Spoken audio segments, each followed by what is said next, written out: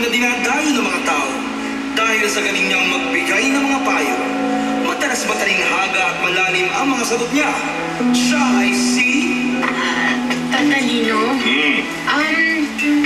May ka-chat po kasi ako sa internet. Tapos ang layo ng itsura niya sa Facebook. As in, parang lahat ng mga pictures niya naka-photoshop. Ang layo talaga ng itsura niya. Ba't may mga taong ganun? Ang taong binanganak na pangit, sa photo editing kumakapit. Oo nga, no? Salamat po, ah.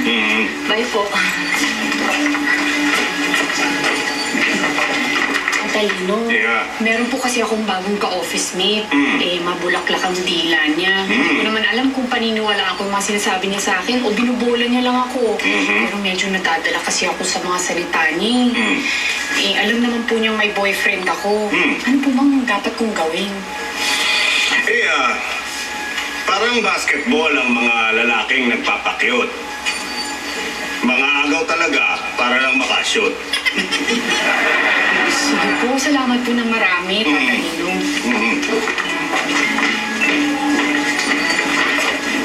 Talino, ano kayang bagay na hairstyle sa akin? Ay ho, sa'yo, ang hairstyle madali lang ang peg. Subukan mong mag-bangs, yung abot hanggang leeg. Bangs? Galing mo, Tatalino. Pababain ko po ito, no? Sige, subukan mo.